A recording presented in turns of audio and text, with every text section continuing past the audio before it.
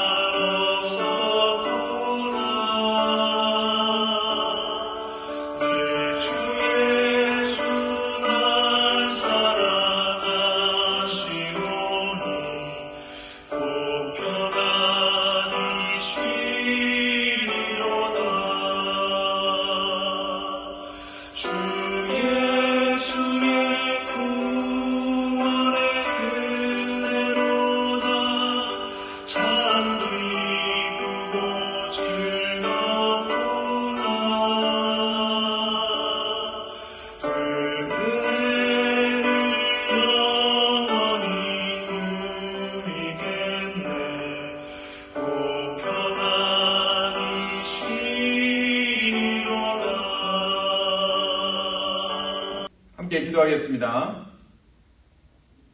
하나님 감사합니다. 주의 말씀의 복됨을 우리에게 허락하여 주셔서 감사합니다. 오늘 예수께서 18장의 말씀을 통해서 하나님께서 우리를 향한 하나님의 선하신 계획들을 눈여겨 보게 하시고 그 계획들을 이루어 가시는 하나님을 주목하게 도와주시옵소서.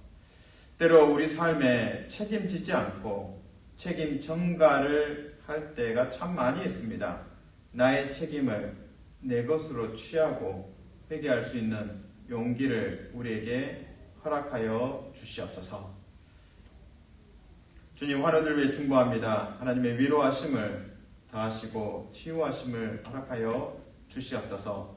주일 예배를 위해서 중보합니다. 주일 예배 가운데 성령의 충만함이 더하여지게 도와주시옵소서. 하나님, 기도하는 시간, 찬양의 시간, 말씀의 시간, 교제의 시간, 하나님께서 친히 어루만지시고 사랑하여 주시고 은혜를 부어주시고 하나님의 자비하심을 베풀어 주시옵소서. 우리는 하나님의 은혜 없이는 살 수 없는 인생입니다. 은혜 없이는 예배할 수 없습니다. 우리를 불쌍히 여겨 주시옵소서. 예수님 이름으로 기도합니다. 아멘. 하나님께서 주신 말씀 에스겔서 18장 1절에서 4절까지 말씀 읽겠습니다. 한 절씩 교독합니다. 또 여호와의 말씀이 내게 임하여 이르시되 너희가 이스라엘 땅에 관한 속담에 이르기를 아버지가 신 포도를 먹었으므로 그의 아들의 이가 시다고 함은 어찌 됨이냐. 주 여호와의 말씀이니라. 내가 나의 삶을 두고 맹세하노니 너희가 이스라엘 가운데에서 다시는 이 속담을 쓰지 못하게 되리라. 모든 영혼이 다 내게 속한지라. 아버지의 영혼이 내게 속한 같이 그의 아들의 영혼도 내게 속하였나니 범죄하는 그 영혼은 죽으리라. 아멘. 학창시절에 단체 기합을 받았던 기억이 납니다. 운동장에서 반 친구들과 함께 어깨동무를 하고 앉았다 일어나고 또 앉았다 일어나고 여러 가지 단체 기합을 받았던 기억이 있습니다. 단체 기합이 무엇입니까? 한마디로 한 사람의 실수나 잘못을 가지고 이 반 전체가 책임을 져야 되는 또 기합을 받는 그런 상황입니다. 이제 또 제도적으로 보면 연좌제라는 것도 있고요. 또 역사적으로 보면 국가에 대해서 이제 반역을 했던 또 역적들 삼족을 멸한다라는 표현을 씁니다. 그래서 삼족이 뭐냐면 이제 그 역적이나 반역한 사람의 본인도 분명히 죽죠. 그리고 그 아버지, 그리고 그 본인의 아들, 물론 또 그 아버지의 형제지간도 다, 그리고 본인의 형제지간, 또 그 본인의 역적의 아들의 이제 형제지간이니까 모든 가족, 이렇게 해서 이제 삼족을 멸한다는 표현이 있습니다. 이처럼 그 한 개인의 잘못에 대해서 이제 단체로 책임을 묻고 또 벌을 받거나 심한 경우에는 이제 죽음에 이르는 경우도 있습니다. 그래서 과거에서부터 이제 이런 흐름들이 계속 이어져 왔습니다. 한 사람의 잘못 때문에 단체로 또 모두가 어려움을 경험하고 또 심지어는 이제 죽음에까지 몰리는 상황도 있습니다. 오늘 본문에 이제 연결해 보면 에스겔서를 읽고 있는 사람들은 포로들입니다. 바벨론에 잡혀온 포로들입니다. 이 포로들의 마음 속에는 첫 번째 감정은 억울하다입니다. 이 감옥에 있는 사람들, 실제로 이제 인터뷰해 보면, 지금 당신의 그 죄값을 치르고 있습니까? 정말 감옥에 갇힌 이유가 뭡니까? 그러면 다들, 나는 무죄입니다. 나는, 잘못한 게 없어요. 억울합니다. 그래서 정말 이구동성으로 감옥에 있는 분들이 다 난 억울하다고 하는 경우가 참 많습니다. 바벨론 전쟁 포로들에게 인터뷰를 한다면 당신은 왜 이 바벨론 포로로 잡혀왔습니까? 그러면 다들 말합니다. 조상 탓입니다. 조상이 잘못했습니다. 조상들이 죄악을 범했습니다. 나는 무죄합니다. 나는 억울합니다. 나는 조상들이 죄를 범했기 때문에 내가 여기 있습니다. 나는 억울해 죽겠습니다. 아마 이것이 바벨론 전쟁 포로들의 하소연이었을 것으로 보여집니다. 그래서 하나님께서는 이 바벨론 전쟁 포로들, 하나님의 백성들에게 이제 현실을 직면하게 합니다. 어떻게 직면하게 합니까? 너희 중에 이런 속담이 있던데, 아버지가 포도를 많이 먹으면 그 태어난 아이가 이가 이제 시다. 이런 표현. 다시 말해서 포도를 먹은 사람은 아버지인데 그 영향이 이제 아들에게 간다라는 거죠. 아들이 이제 그 결과를 책임지게 된다. 그래서 이 속담을 이제 언급하시면서 하나님의 전달하고자 하는 메시지는 분명합니다. 너희가 생각하기를 조상들 때문에, 조상이 포도를 먹었기 때문에 너희가 이가 신 것처럼 너희 주장에 의하면 너희가 포로로 잡혀왔다고 조상 탓을 한다. 아니다. 사실은 너희도 잘못했다. 너희도 불순종했다. 너희도 우상숭배했다. 너희도 하나님을 배척했다. 너희가 잘못해서 바벨론에 온 것이다. 왜 조상 탓을 하고 있느냐? 이걸 이제 하나님께서 2절에서 속담에 대해서 언급하시면서 이런 속담 없애야 한다. 개인의 책임은 개인이 지는 것이다. 아버지가 잘못한 것은 아버지가 지는 것이다. 아들의 잘못은 아들이 책임지는 거다. 그렇게 아들에 대해서 심판한다. 아버지가 잘못한 것 하나님께서 아버지에게 추궁하고 심판하신다. 이 메시지를 이제 2절에서 말하고 또 4절에서 다시 강조하고 있습니다. 자, 2절을 같이 읽습니다. 시작. 너희가 이스라엘 땅에 관한 속담에 이르기를 아버지가 신 포도를 먹었으므로 그의 아들의 이가 시다고 하면 어찌 됨이냐. 3절에서 다시는 이 속담을 쓰지 못하게 되리라. 그리고 이제 4절에서 개인의 책임, 또 개인의 죄악은 자신이 책임지는 것이다. 단체 기합 받는 거 아니다. 전쟁 포로로 잡혀온 바벨론 포로들은 조상 때문에 너희가 단체 기합 받는 거 아니다. 연좌제 아니다. 삼족을 멸하고 이런 거 아니다. 너희가 잘못했다. 너희가 회개해야 된다. 라는 거죠. 4절 말씀 읽어 드립니다. 모든 영혼이 다 내게 속한지라 아버지의 영혼이 내게 속한 같이 그 아들의 영혼도 내게 속하였나니 범죄하는 그 영혼은 죽으리라. 아멘. 지금 전쟁 포로들의 마음속에 이 질문들, 억울하다. 조상들 잘못 때문에 왜 내가 억울하게 이거 징역살이를 포로로 이 징역살이를 하고 있는가? 이 사고가 깨어지지 않으면 정말 위험합니다. 왜냐하면 포로로 잡혀올 때는 하나님의 심판이구나. 내가 잘못했구나. 내가 하나님을 떠났구나. 이제 회개해야지. 이게 하나님이 원하시는 바입니다.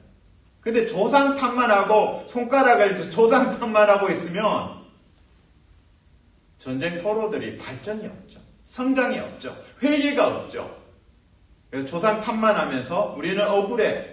그러면서 한숨만 쉬고 체념하고 더 절망할 수밖에 없습니다.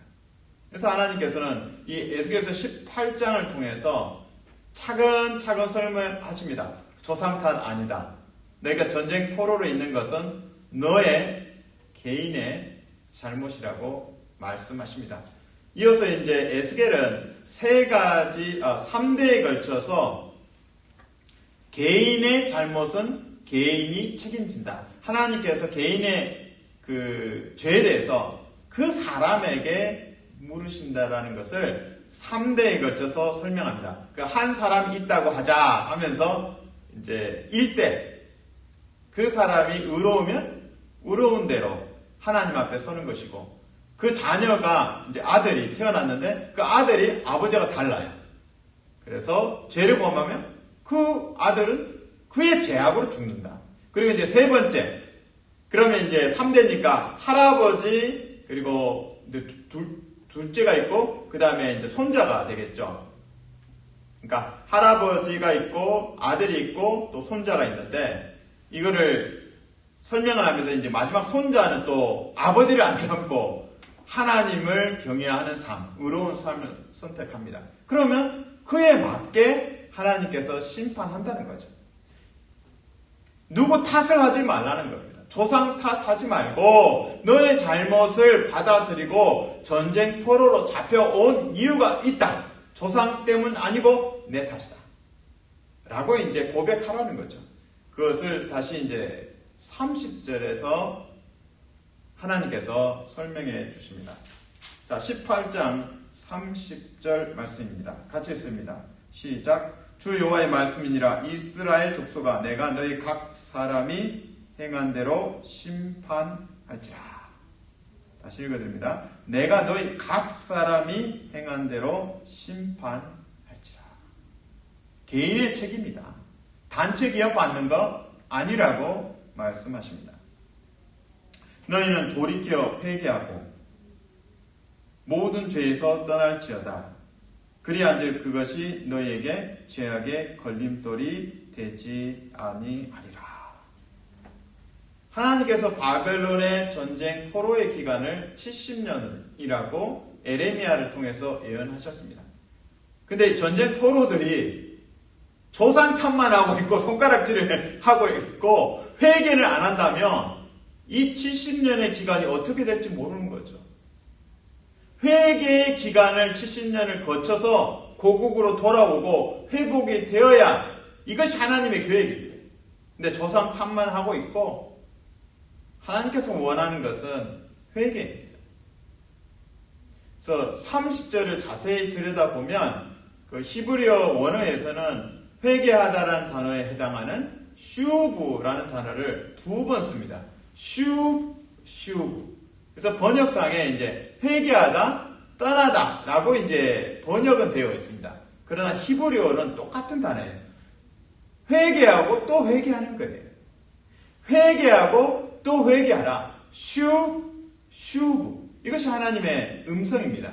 바벨론 전쟁 포로들에게 하나님께서 일침을 가하십니다. 깨어나라. 왜 조상 탓을 계속하고 있느냐? 왜 부모 탓을 하고 있느냐? 너의 잘못에 대해서, 너의 죄악에 대해서 회개하라고 요구하십니다. 그래야 답이 있죠. 그래야 성장이 있습니다. 우리에게 적용합니다. 우리 부모님이나 또 우리의 가정 환경을 탓할 때가 참 많이 있습니다. 우리 집이 좀 더 부유했다면, 내가 학원도 갈 수 있고 과외도 잘 받고 그러면 더 좋은 교육 기회가 열렸을 텐데, 그러면 내가 지금보다는 더 성공했을 텐데, 뭐 여러 가지 이제 그 분석이 있습니다. 물론 이제 그런 생각 할 수도 있죠. 그러나 그것이 한 번에 그치지 않고 겹쳐서 여러 번 이제 반복이 되고 계속 이제 과거에 묶여 있는 거죠. 우리 아버지가 이랬으면, 우리 어머니가 이랬으면 그것은 지나간 것입니다. 그리고 사실 객관적으로 봐도 어려워도 잘 극복한 사람들이 있습니다.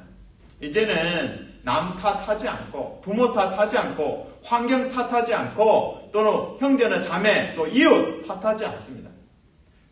선생님 탓하지 않습니다. 자기를 탓하면 좋겠습니다. 내 탓입니다. 내 탓입니다. 영성 훈련 중에 하나가 내 탓이라고 고백하는 것입니다. 하나님, 나 때문에 교회가 이렇게 어렵습니다. 나 때문에 우리 가정이 어렵습니다. 그런 시각과 영적인 태도가 있어야 성장이 있습니다. 우리가 이제 한국에서 이제 교통사고가 나면 그 책임에 대해서 퍼센테이지를 따집니다. 뭐 쌍방 과실이다. 그러면 뭐 앞에 차에도 책임이 50%, 뒤에 차도 50%다. 아니면은 이제 나는 잘 가고 있는데 갑자기 이제 중앙선을 넘어서 와서 부딪혔다. 그러면 저쪽에는 이제 중앙선을 넘어왔으니까 뭐 80이다, 90%의 책임이 있다. 그럼 나는 전방 이게 주시하고 이제 방어 운전을 해야 될 책임도 있죠.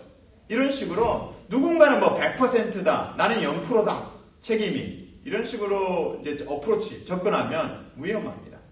내가 잘못한 게 없는가? 내가 잘못한 게 없는가? 운전을 할 때도 나는 잘 달리고 있는데 음주운전을 해서 휘청휘청 이렇게 좌우로 흔들져 거리는 차가 있죠. 그러면 내가 해야 할 일은 방어 운전이죠. 좀 더 거리를 두고 또 다른 길을 선택한다거나, 그래서 음주운전자와 거리를 두는 것이 또 그 사고의 위험을 피하는 것이 훨씬 지혜롭습니다. 내가 해야 될 몫을 해야 합니다. 그래서 가정 안에서나 교회 안에서나 직장 안에서 또 이웃 안에서 하나님, 어떤 잘못에 대해서 먼저 손가락이 먼저 나오는데 무조건적으로 이렇게 손가락이 먼저 나오고 남을 탓할 때가 많이 있습니다. 하나님, 나를 좀 보여주세요. 나를 보여주시고 내가 변화될 수 있는 그 길로 좀 인도해 주세요.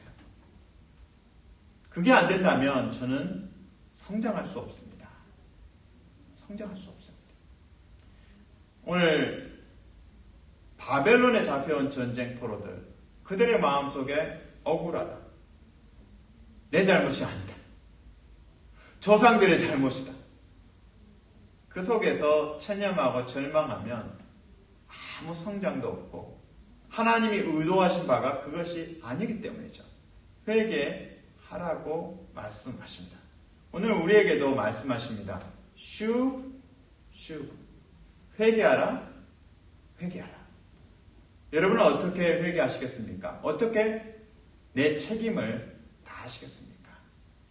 무릎을 꿇고 기도하시면서 가정을 위해 중보하시고 또 교회를 중보하시면서 내 잘못을 하나님 앞에 고백하고 내 탓입니다. 내 탓입니다. 하나님의 긍휼을 베풀어 주십시오. 변화시켜 주십시오. 이렇게 기도하시기를 주님의 이름으로 축복합니다. 아멘. 기도하겠습니다. 하나님 감사합니다. 남 탓하기 참 바쁘고 조상 탓하기 바쁜 우리 모습을 부끄러움을 보게 됩니다. 주님, 이제는 내 탓이라고 고백할 수 있고 중보할 수 있고 회개할 수 있는 복됨을 허락하여 주시옵소서. 예수님 이름으로 기도합니다. 아멘.